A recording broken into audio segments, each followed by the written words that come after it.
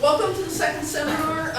Just a heads up, our next seminar will be September 21st. You guys should have gotten a list. Everybody got the list of dates so you can get them on your calendar.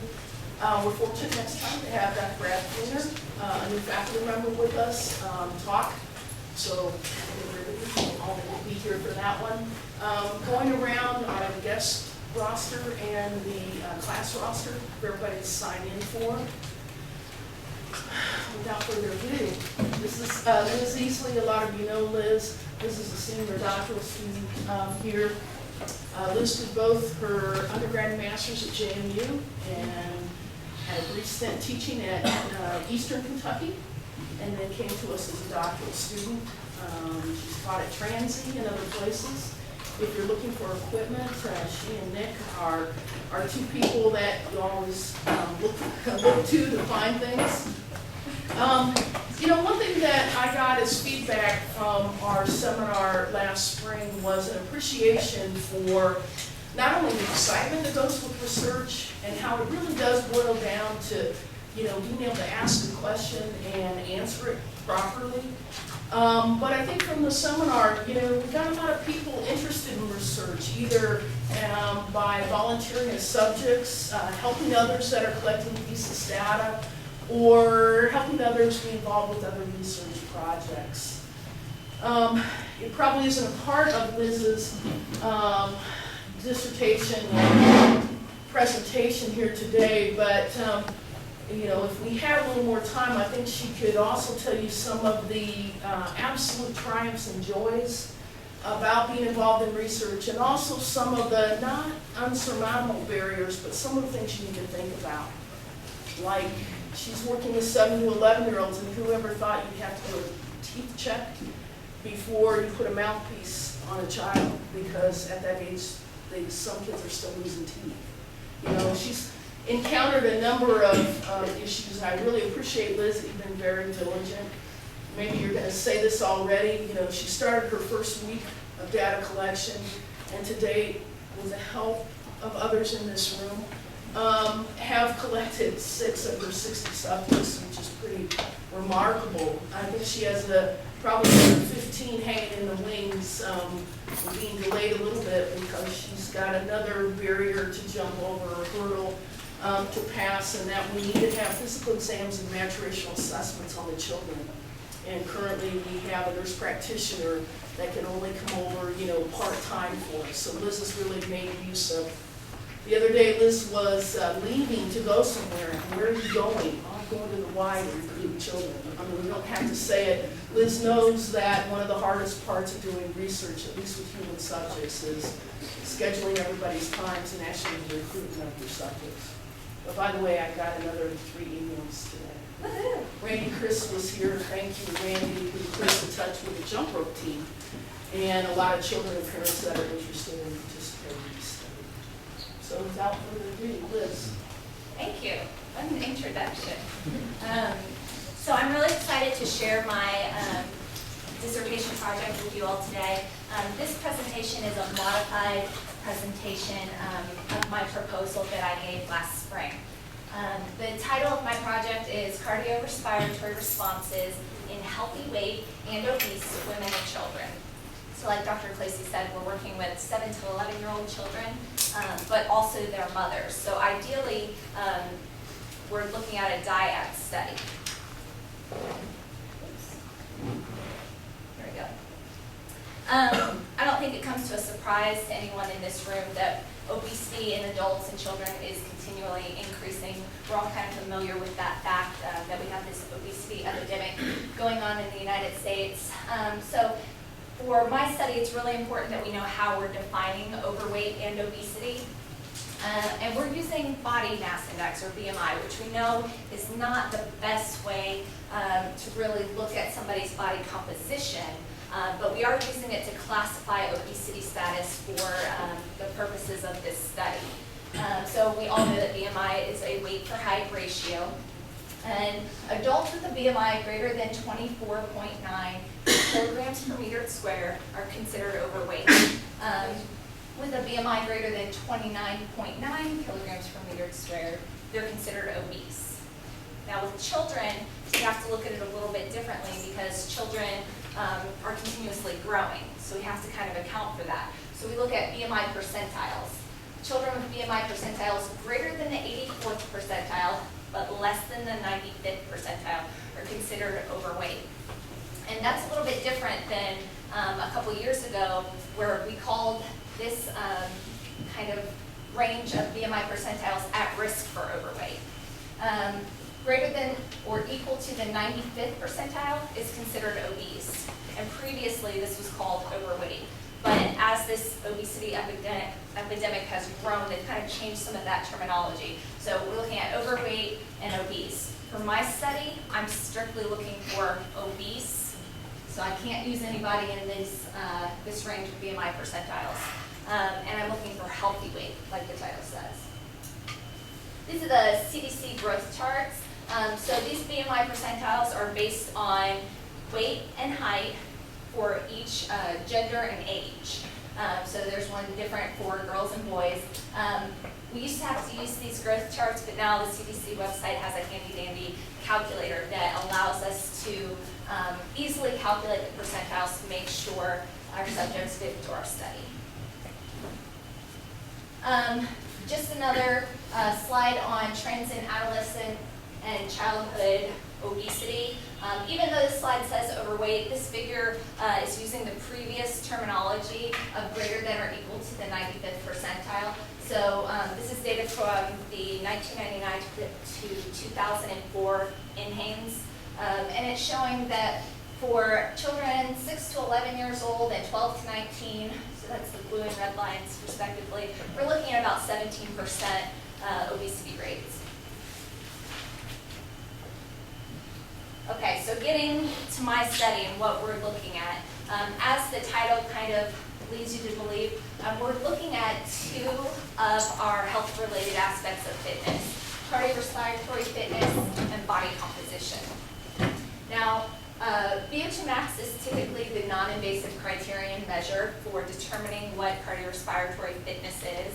However, since some people don't reach max, and many children do not reach max, we're going to use VO2 peak for our study, which is simply the highest rate of consumption of oxygen during a maximal graded test. And I'll talk a little bit later about what we're considering to be a good test so that we know they actually reached a peak value.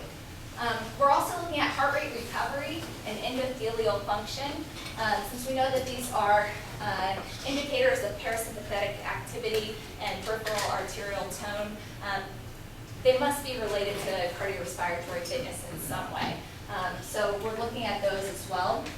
As far as body composition, it's described in terms of absolute and relative tissue, specifically fat, fat-free, and mineral-free lean masses. And I'll talk a little bit later about how we're measuring those. So even though we're using BMI to classify our obesity status, we are taking a measure of body composition.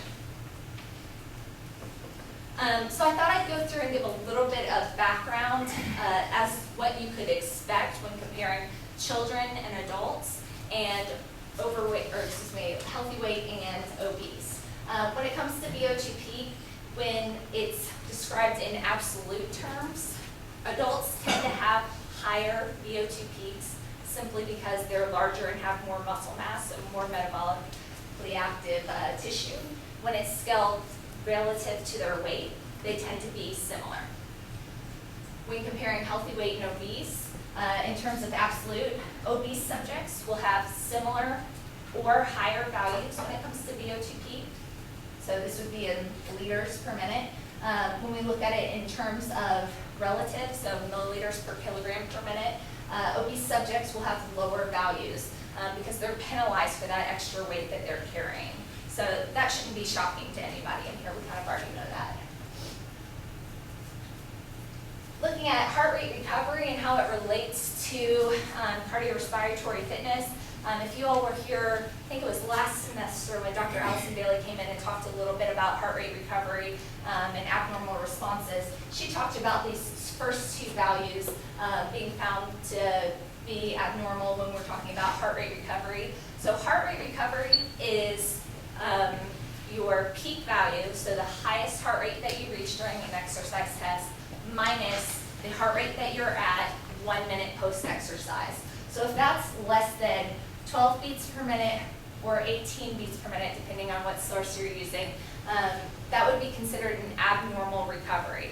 There's been other studies that look at different time intervals after exercise to determine abnormal responses. So less than 42 beats at 2 minutes has been found to be abnormal or low, or less than 55 beats per minute at 5 minutes post-exercise. This was a study that broke in, or their subjects into quartiles, so less than 55 beats per minute was the lowest quartile out of that group. It has been found to be related to all-cause mortality, so an abnormal response is a positive predictor for death.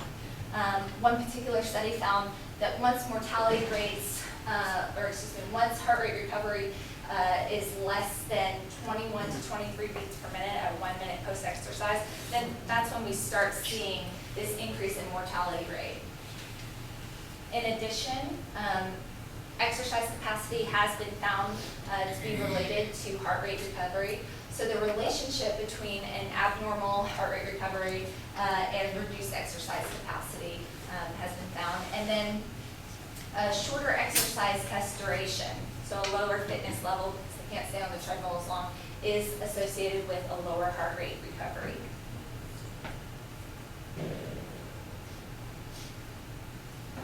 Comparing adults and children, children tend to recover faster than adults in just about every parameter.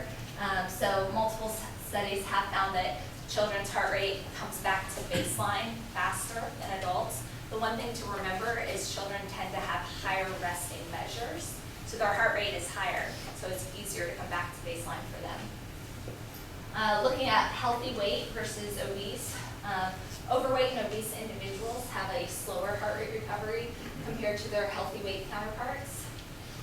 Other studies have found that increasing BMI equals a slower heart rate recovery. So you want your heart rate to come back to normal as fast as possible.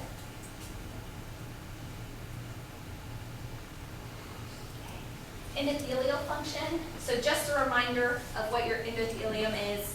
It's that single layer of cells that lines your vasculature system.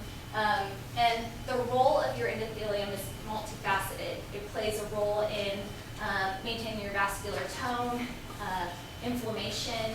It can promote or inhibit vascular growth, and promote or inhibit platelet aggregation or coagulation. And we want to look at this because dysfunction is thought to be kind of one of the first steps in the atherosclerotic process. So you don't want to have this dysfunction, and so we're looking at ways to maybe start identifying issues in the endothelium early.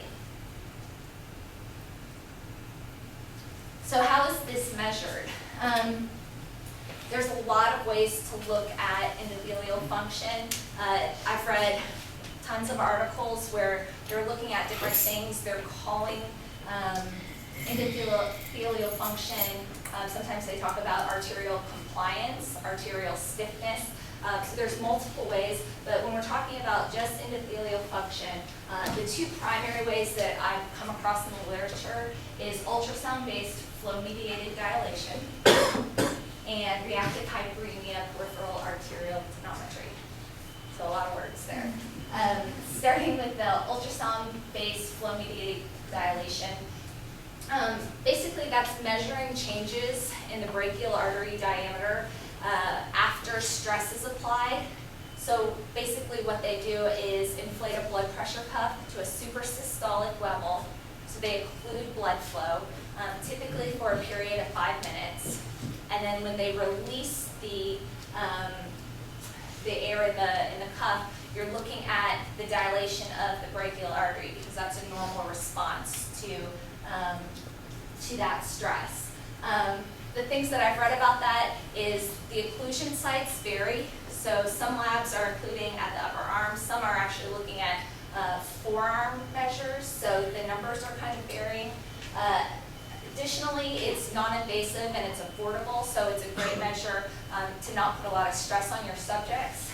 However, it does require a very skilled technician, so you need a sonographer that knows what they're doing for this,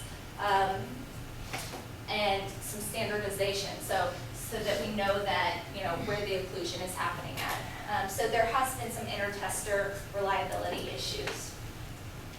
As far as reactive hyperemia, peripheral arterial tonometry, or RHPAT, that's going to be measured at the fingertips with a piece of equipment called the EndoPAT, which is what we'll be using in this study. And that measures changes in the pulse wave amplitude at the fingertip before and after reactive hyperemia. So this is very similar to the flow-mediated dilation in that you apply a blood pressure cuff, you occlude the brachial artery, and then reactive hyperemia is the increased blood flow after that occlusion. So we're looking at the increased volume changes in the fingertips afterwards. The occlusion happens at the upper arm, and so basically you're putting your fingers in these little probes, and we're looking at pulse waves. And I'll show you some live data on that in a few minutes. Flow-mediated dilation and peripheral arterial tonometry have been found to be significantly correlated, depending on which articles you're looking at. There's still not a ton of information out there about this EndoPAT equipment, so we're still learning about how that works. In one particular study, they looked at, again, quartiles of their subjects. Those in the lowest quartiles for flow-mediated dilation, so those that had the lowest dilation after that occlusion, also had the lowest peripheral arterial tonometry score. So at the end of this EndoPAT measure, we get an index that gives us an idea about endothelial function. Those in the highest quartile, they had the best flow-mediated dilation, had the highest peripheral arterial score. So what do we know now just talking about this reactive hyperemia tonometry? Children versus adults, I haven't come across anything yet that looks at strictly healthy, normal children and adults and compared them. So we don't know yet. So haven't come across it yet. It might be out there still looking, still going through articles. As far as healthy weight and obese, that information's a little bit limited as well. I did find an article that did find that healthy weight individuals had better endothelial function, and that's described by that higher reactive hyperemia index that I was describing on the last slide. There have been multiple papers that look at disease states. So it has been used in trying to identify individuals that have coronary heart disease or artery disease. It has been used with children and adolescents in diabetes studies or insulin resistance studies. And I've even seen a study in preeclampsia looking at different rates of this index. Okay, so the purpose of my study is to look at the cardiorespiratory responses at rest, during, and following a maximum graded exercise test in groups of women and children of varying levels of adiposity.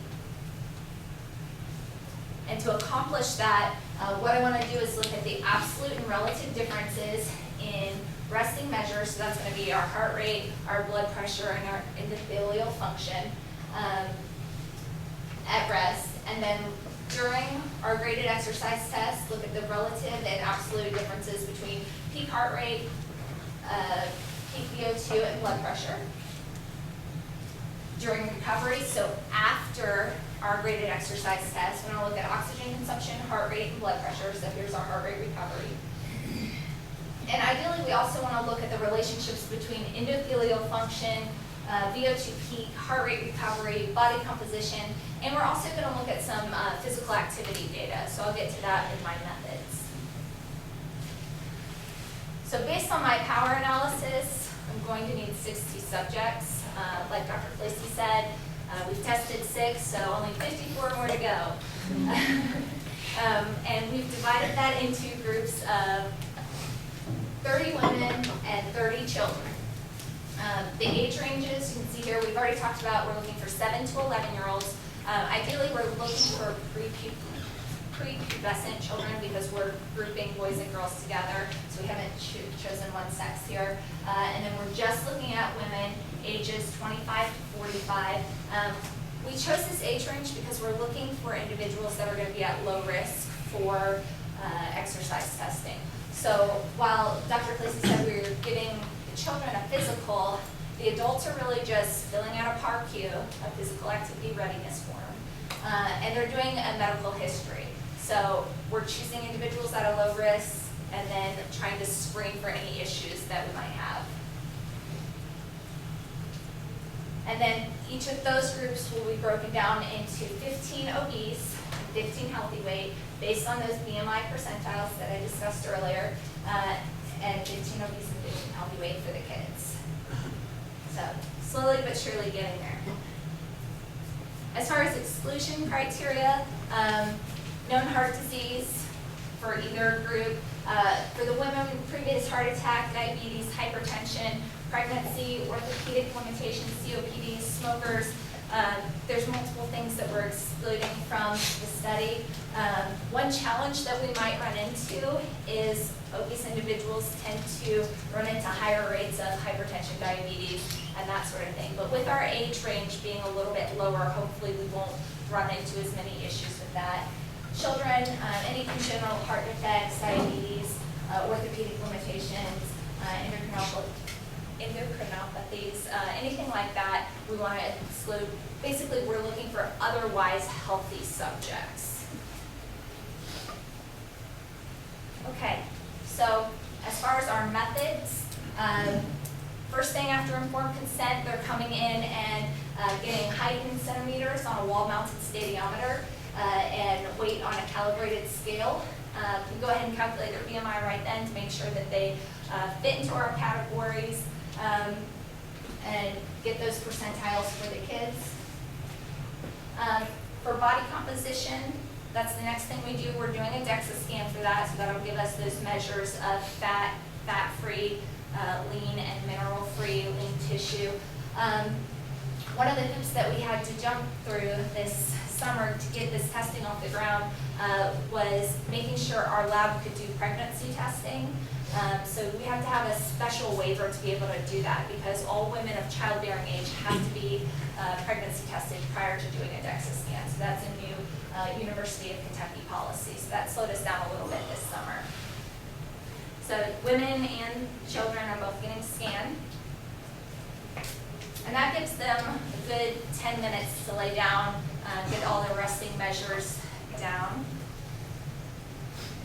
Next, for children, we go ahead and prep them for a resting ECG to rule out any issues that we might see with that. And they're going to go ahead and have a physical exam.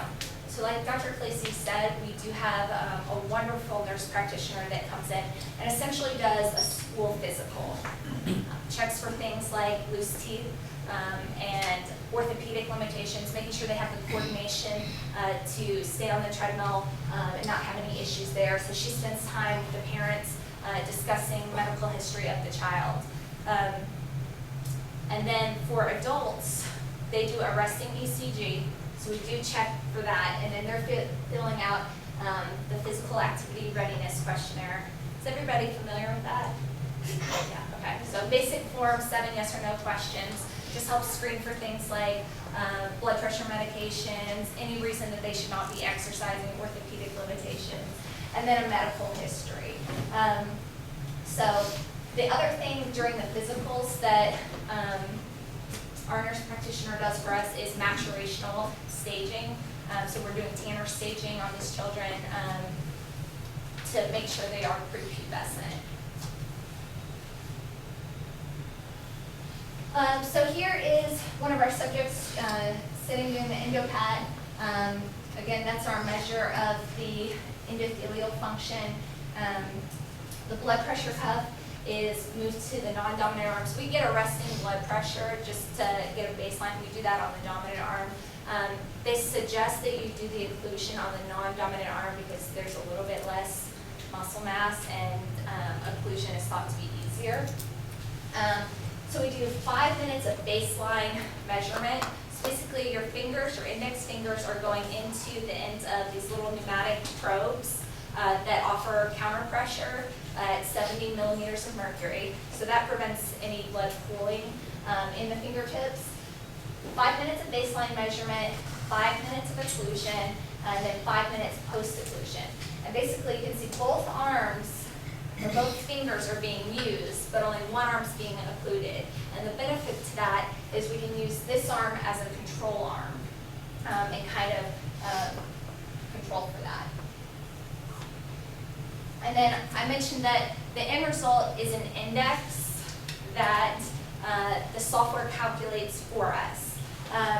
Reactive hyperemia index is the ratio of the post to pre-occlusion of the test arm. So here's the test arm. Right here is our 5 minutes of baseline. Here is the 5 minutes of occlusion. So there's no blood flow there, no blood volume being measured. And then this is the reactive hyperemia. We said that was that increased blood flow. So it is a ratio of post-occlusion to pre-occlusion divided by your post-occlusion to pre-occlusion of the control arm. According to the manufacturer's guidelines, a ratio less than 1.67 demonstrates endothelial function. However, there's been multiple numbers that I've seen in the literature, so I think we just need some more information, some large studies out there that some other thresholds can be developed. That's kind of hard to see. This is our control arm and our test arm during occlusion. So this is 15-second intervals here. So we're just kind of watching that data. Right at that point, this was a child. I managed to get him to hold still. Had to remind him a couple times to not move his fingers because every time he did, he liked to see what happened. And it makes a lot of noise and artifact. But he was doing a pretty good job at this point because I told him we'd have to start all the way at the beginning. And 15 minutes is a long time to sit still for a 10-year-old. So he did great. And here's our baseline, so you can see that there's nothing, no pulse waves being measured here. And then this is basically what we get. So this is our 5 minutes pre, 5 minutes of occlusion, and then 5 minutes post. So here's our reactive hyperemia right here. Another thing that we are doing is measuring discomfort after the endopath testing. So 5 minutes occlusion makes your arm fall asleep. So they have significant numbness and tingling in their fingers. So in a study of 13 to 19-year-olds, where I think the mean range was closer to 15 or 16, most subjects rated their pain at a 0 to 2. I was a little bit concerned though with subjects being significantly younger. There's a big difference between a 7-year-old and a 15-year-old. So I just wanted to look at the pain rating scale. We've only tested 3 children, and so far we've gotten a 0, 2, and right between a 2 and a 4, so we're calling that a 3. So it doesn't seem to be causing them any pain, even though during the time they want to get wiggly and uncomfortable with it. So after we get all of our resting measures, we go ahead and prep for the exercise test. So we do run a 12-lead ECG during the exercise test to look for any changes that would be considered abnormal. You'll notice that we have some extra tape over the electrodes, since one of my major variables is heart rate recovery. I really don't want to lose that data. You can also see he has a little piece of tape on his nose, and that helps the nose clip from flying off when he gets sweaty. Additionally, we ace bandage all those wires down to prevent noise because we want to do the best we can to get the clearest ECG reading. Something new that we're doing with this study, and we tried it with Annie and Nicole's thesis where their subjects were wearing a heart rate monitor in addition to the 12-lead ECG, because we had talked a lot about issues that I had had previously in my pilot testing, losing electrodes and then losing heart rate data. So with their adults, they were able to maneuver a heart rate monitor on the chest of their subjects around the electrodes. With our subjects, with their chest size being a lot smaller, we're not able to get the electrodes and the heart rate monitor in the appropriate place across the front of their chest.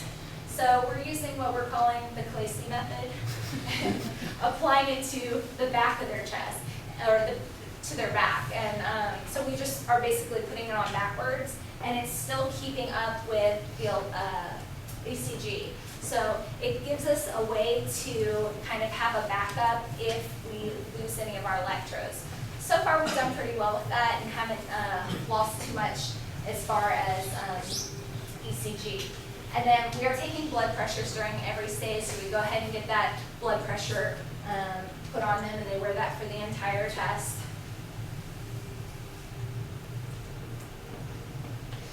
As far as our protocol, we are using the same protocol for everyone. So we're not adjusting it for fitness levels, or adults aren't doing a different protocol than the kids. It does start off pretty slow, so at 2.2 miles per hour and a 0% grade. It is really nice though for the kids and or adults that have never used the treadmill before, because it does serve as a little bit of a familiarization stage. And then the miles per hour increase by 0.4. You'll see we start increasing the grade by 2%. So once they get to about stage 6, it's starting to get pretty tough. So it is a difficult protocol, but we did keep it the same for everyone since time on treadmill is such an important variable. The other thing that we are doing during our stages is ratings of perceived exertion, which I'm sure you all are familiar with. With adults, we're using the typical Borg 6 to 20 scale. With the kids in the past, we've really struggled to get good RPE data. They don't really understand it. And so in the first stage, their legs are a 10, and the next stage, they're a 12, and the third stage, they're a 6. So they don't really get it.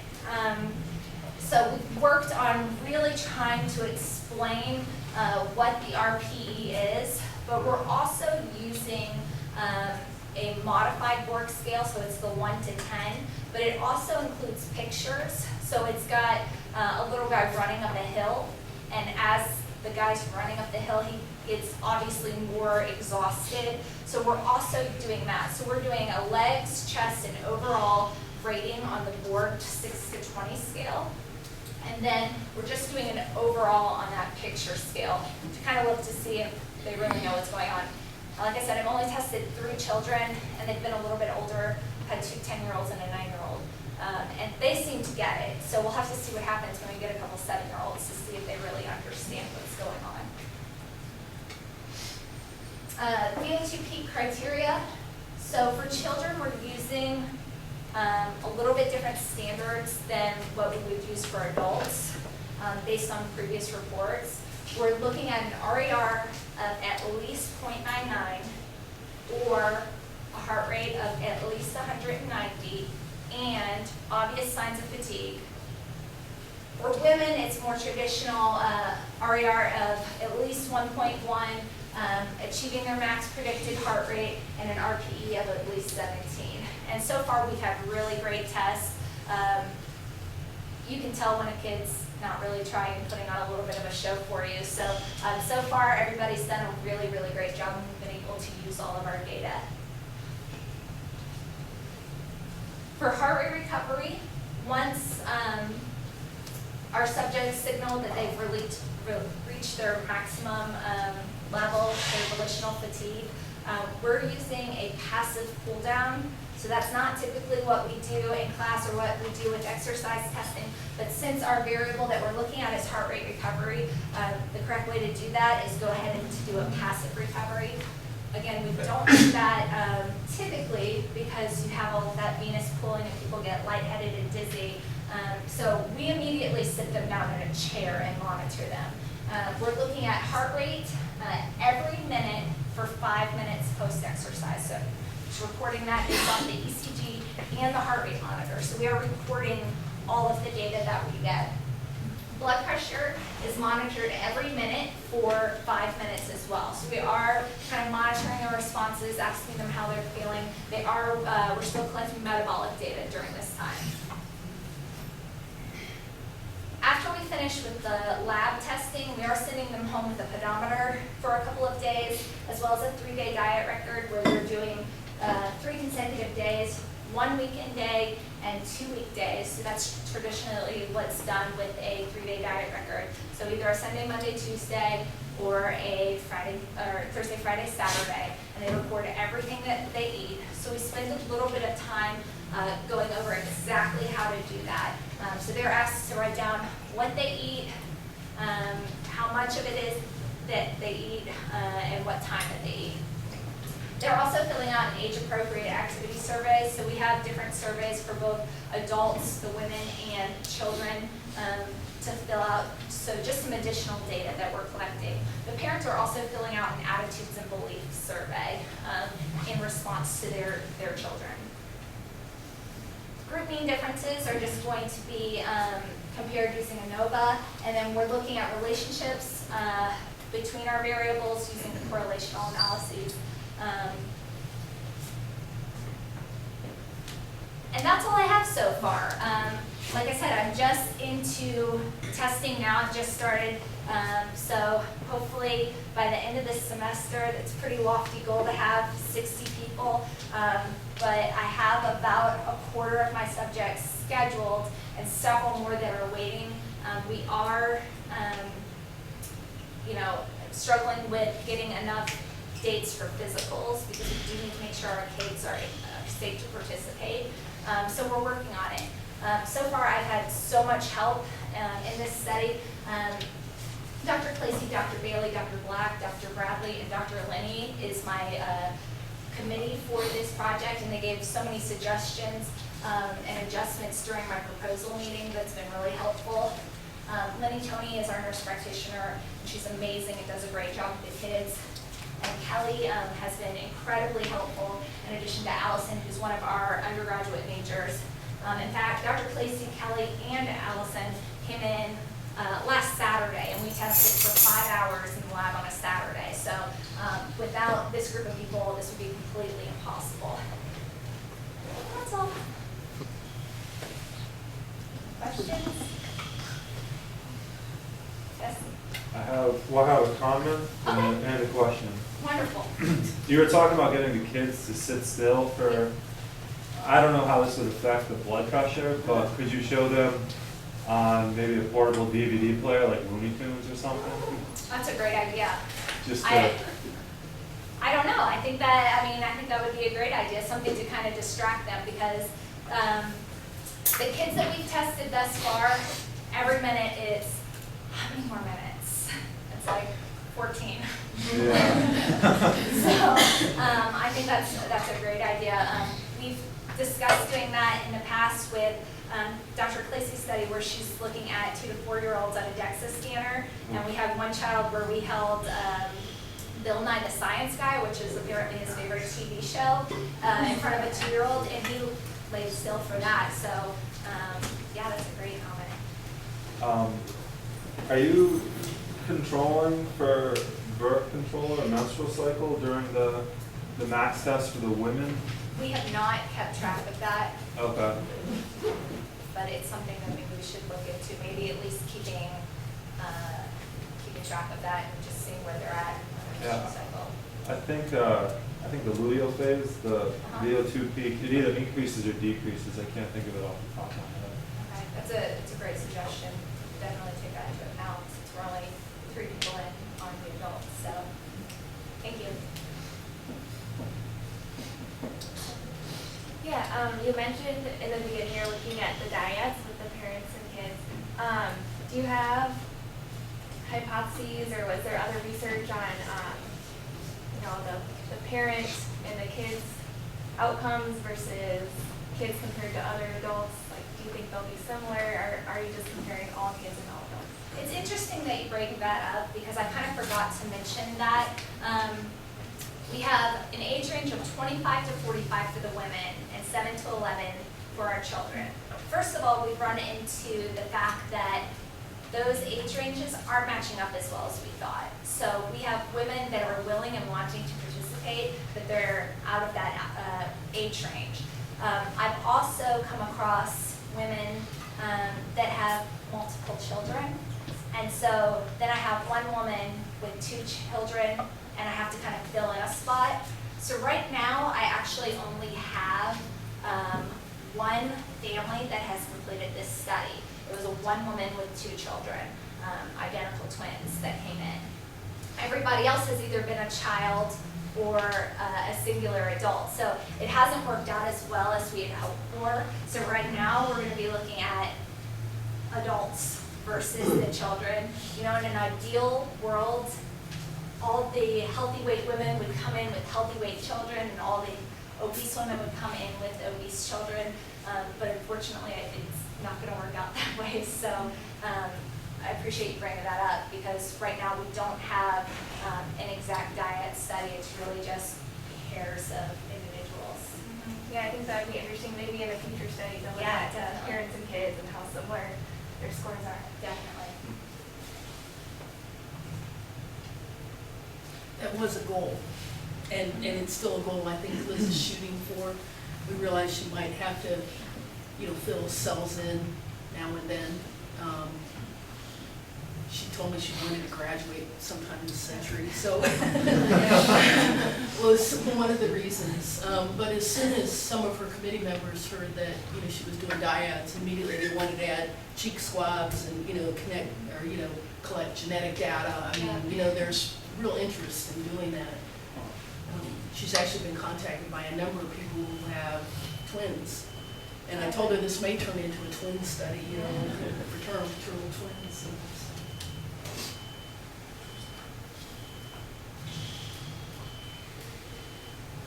So, I may have missed it, but are you looking at glucose levels? We're not. So do you expect them would you expect them to be different in these groups with the young obese and older obese? Since there have been documented cases of higher levels of insulin resistance in children, it might be a relative thing where obese children do have a higher glucose level than their healthy weight counterparts, but still lower than their obese adult counterparts. That's kind of been our hypothesis with this project all along is we know how healthy weight versus obese work, and we know how adults and children work. So what happens when we start looking at obese or healthy weight and their counterparts in adults and children? So I'm thinking maybe a relative factor. So kind of a second question. So the same question with blood pressure, and then a follow-up is, do you think glucose and maybe a potential increase in blood pressure will affect your endpoint of endothelial function? Well, since insulin resistance has shown to produce lower levels of the reactive hyperemia index, yes, it's likely to. With I'm blood- not as sure about the blood pressure. I haven't seen as many studies on that yet. Okay. Thanks.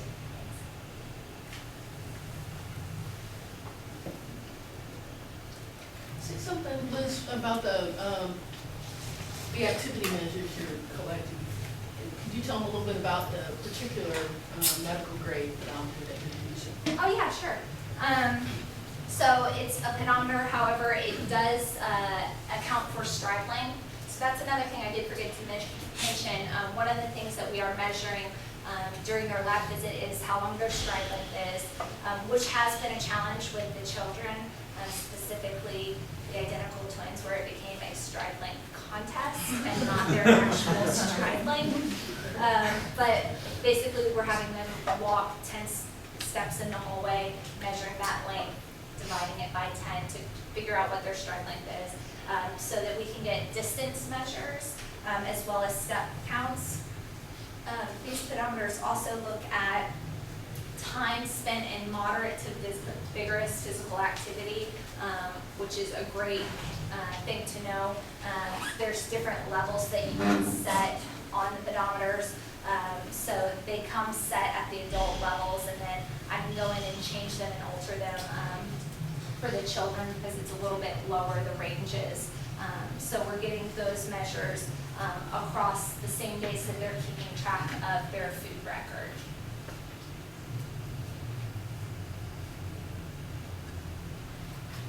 What's been the most challenging thing so far?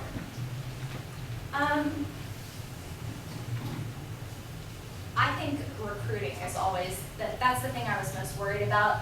In the past, I've worked with Dr. Clacy doing lean obese studies in kids. And although we know that there are plenty of obese children running around in Kentucky, they're very difficult to get into the lab. So that's been a challenge. Now, so far, all the kids that I've tested have been at the 95th percentile. So that's been really, really great. And then scheduling, as well as the time that it takes to do this. So since we can't pull kids out of school, Fayette County would be very happy about that. We have to test after hours. So in the afternoon after they get off school, or in the evening when their parents get off work, it's taking about an hour and a half per person. So when the twins came in on a Saturday, we did everything except their physicals and their exercise tests, and then they had to come back for the exercise test, which probably should have only taken about an hour and a half, but it took closer to 2.5 hours because you can't get them to stop talking long enough to put the mouthpiece in. So scheduling is probably the biggest thing in recruiting. Getting in the lab and getting the data has been a lot of fun and not an issue. In the foreseeable future, sitting down to write the information down will probably be the largest challenge for me, because I don't like to sit still in front of a computer.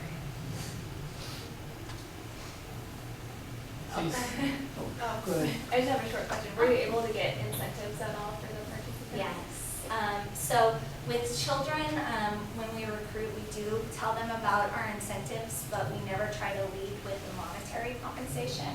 So we are compensating each subject $25, but we try to lead with, you're going to get a picture of your bones from the DEXA scan. So a lot of the kids get very excited about a picture of their skeleton. So we talk about that.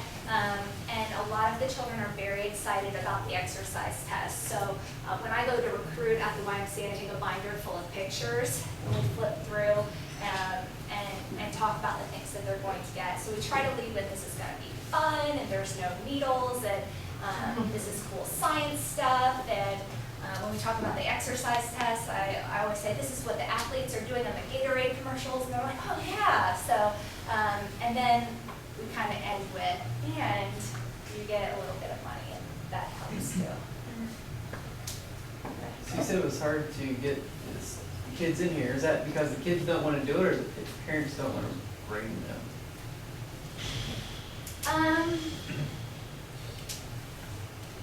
This go around when I've been recruiting at the Y, I've had more children turn me down than previous times, which I was shocked by. Usually, it's been my experience that once I get the flyers, they're like, Mom, can I do this? I really want to do this. And this time the kids were like, no, I don't want to do that. That sounds like something I don't want to do. So,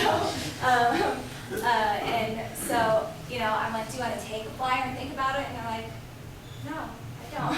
So some of it I think is that they don't want to do it. But in the past it's been great, and they get in the lab and they have a great time. And children from previous studies have always said, please let us know when you have more studies. So they're always excited to come back. So I don't know if I've just come across some kids that don't want to do it this time. It is a bit of a time commitment, so especially after school, if they don't get here till 4 and it's just a parent and their child, you might be looking at 4 hours, which puts you at 8 o'clock.